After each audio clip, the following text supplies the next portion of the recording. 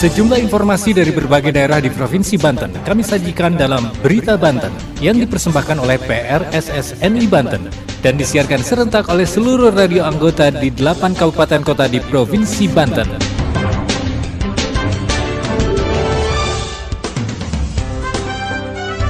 Apa kabar pendengar? Anda kembali bersama kami di Berita Banten PRSSNI Banten edisi Senin 6 November 2023. Sejumlah informasi dari berbagai wilayah di Provinsi Banten kami hadirkan kembali untuk Anda yang disiarkan serentak oleh seluruh radio anggota di 8 kabupaten kota di Provinsi Banten. Dan inilah informasi utamanya. Duta Besar Jepang berkunjung ke Provinsi Banten untuk hubungan bilateral dengan Provinsi Banten. Ribuan atribut kampanye di Kabupaten Serang dibongkar Bawaslu. KPU Kota Cilegon nyatakan 479 calon legislatif lolos daftar calon tetap. Bersama saya Saif Anwar, inilah Berita Banten selengkapnya. Pendengar, sekitar 6.300 alat peraga kampanye yang menyalahi aturan dibongkar Bawaslu dan Satpol PP Kabupaten Serang. Pembongkaran dilakukan setelah sebelumnya dilakukan imbauan kepada para peserta pemilu untuk membongkarnya secara mandiri namun tidak diindahkan. Berikut laporan Asri Aulia dari Radio Ramaloka Serang. Badan Pengawas Pemilu Kabupaten Serang dan Satpol PP Kabupaten Serang membongkar 6.333 alat peraga kampanye atau APK di wilayahnya. Sebelum melakukan penertiban atribut kampanye, Bawaslu telah menempuh upaya pencegahan, di antaranya dengan menyampaikan surat himbauan kepada seluruh partai politik di Kabupaten Serang, yang berisikan agar parpol peserta pemilu 2024 mematuhi PKPU nomor 15 tahun 2023. Dan menghimbau agar parpol peserta pemilu menurunkan secara mandiri alat peraga kampanye yang melanggar ketentuan. Ketua Bawaslu Kabupaten Serang Furkon mengatakan, total alat peraga kampanye yang telah ditertibkan sebanyak 6.333 APK. Berdasarkan data dari Bawaslu Provinsi Banten, APK yang ditertibkan seprovinsi Banten mencapai 32.000. Bawaslu akan terus melakukan pengawasan dan penertiban, sementara masa kampanye pemilu 2024 akan dimulai tanggal 27 November hingga 10 Februari 2024 mendatang. Banyaknya calon peserta pemilu yang melakukan kampanye di luar tahapan, maka harus dilakukan pengawasan. Sementara Koordinator Divisi Penanganan Pelanggaran Data dan Informasi Bawaslu Kabupaten Serang Abdul Khalid menjelaskan, APK dan BK ditertibkan karena sebelum masa kampanye peserta pemilu tidak boleh memasang alat peraga kampanye di tempat umum. Sebelum masuk masa kampanye tanggal 28 November 2023 mendatang, peserta pemilu tidak boleh pasang APK di tempat umum. Yang diperbolehkan menurut PKPU tentang masa kampanye melakukan sosialisasi dengan pasang bendera, nomor urut partai, dan pertemuan terbatas internal partai. Demikian berita sekitar Banten, saya Asri Aulia dari Ramaloka melaporkan untuk Berita Banten. Pendengar, sebanyak 479 caleg dari 18 parpol peserta pemilu dinyatakan lolos sebagai daftar calon tetap atau DCT oleh KPU Kota Cilegon. Ke-479 caleg tersebut telah lolos berbagai tahapan sebelumnya.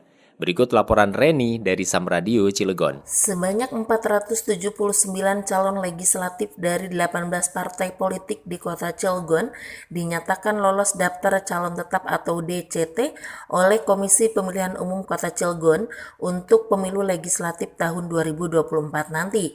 Ketua KPU Kota Cilegon Fatur Rohman menyampaikan jumlah calon legislatif yang lolos daftar calon tetap tersebut sebelumnya sudah mengikuti berbagai tahapan.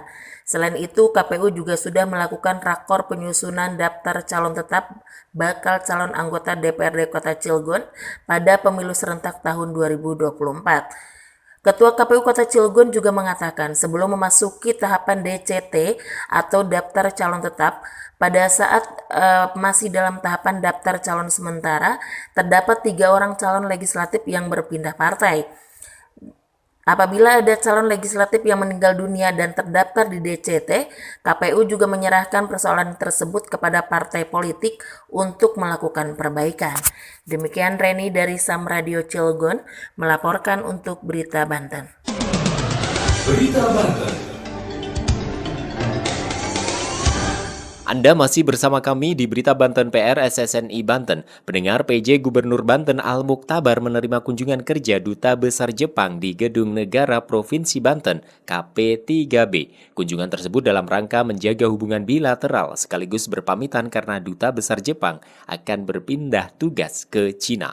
Berikut laporan Reni Susan dari Radio Mega Suara Serang. Penjabat Gubernur Banten Al-Muktabar menerima kunjungan Duta Besar Jepang untuk Indonesia Kanasugi Kenji di Gedung Negara Provinsi Banten, Jalan Brigjen K. Haji Sam'u nomor 5 Kota Serang, Jumat 3 November 2023.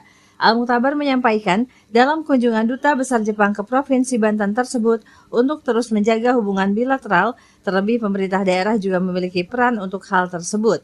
Selain melakukan kunjungan kerja, Kanasugi Kenji dalam waktu dekat akan berpindah tugas menjadi Duta Besar Jepang untuk China, maka kunjungan tersebut juga bagian dari perpisahan.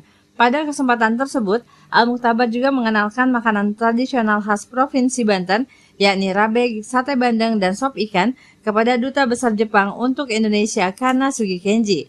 Sementara, Duta Besar Jepang untuk Indonesia Kanasugi Kenji mengatakan, semenjak dirinya bertugas di Indonesia, Kanasugi kerap melakukan kunjungan resmi ke berbagai provinsi di Indonesia yang penting bagi Jepang.